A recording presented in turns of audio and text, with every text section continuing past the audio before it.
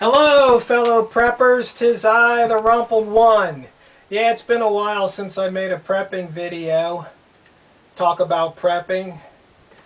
Because it's pretty much been the same, except recently we've had some pretty bad fires around the country.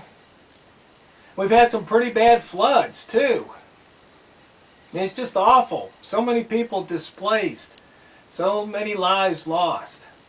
And that's what I want to talk to you about, a little bit about today. It's like, are you prepared to die? Are you prepared for death? Not only your own death, but the death of a loved one, family member, friend. I mean, we're all going to die, and it's something that we can prepare for. But it's a subject that's kind of taboo. People don't want to talk about it. But recently I took a couple classes. One was on grief and loss, and the other one was about end-of-life care. I mean, there's things like hospice that you can participate in. There's plenty of legal documents, insurance, things that could be taken care of, arrangements that could be made ahead of time, because sometime you know it's coming. You know when it's coming. You might be deathly ill, but then all of a sudden you become incapacitated. You can't really do anything for yourself. Who's going to do it for you? Who has the legal authority to sign papers and pay bills, move money around, dispose of assets? I mean, these are things that you really have to sit down with your family and go over and keep them updated, you know, at least once a year. Maybe twice a year, every 6 months. Like maybe when those bills come due, that's when you gather the family around and you discuss these things. You go over the plans. You make sure all your ducks are in a row. Because sometimes, you know, it might be an accidental death, unexpected death. And you got to deal with it.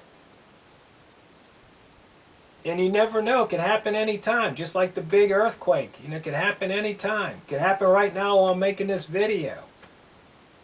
So, my fellow preppers, it's really important that you prepare for death.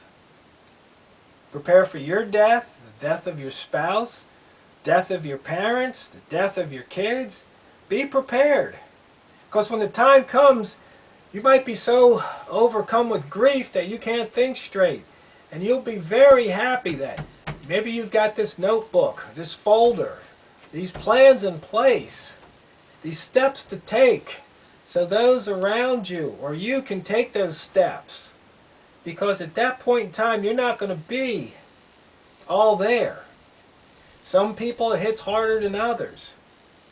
Some people, it might take them years to recover from the death of a spouse or a child or another loved one.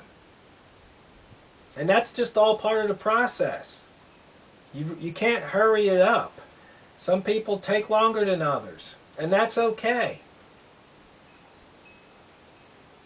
So I know you might not like to think about it. You might not like to talk about it. You might think, oh, if you talk about it, you're going to jinx yourself. Well, you see, no. Kind of like saying, well, if I put a spare tire in my trunk and I've got a jack and a tire iron, I'm jinxing myself to get a flat tire. No. You're preparing to take care of the inevitable. So that's what I want to urge you to do today. Because as always, if you fail to prepare, you're preparing to fail.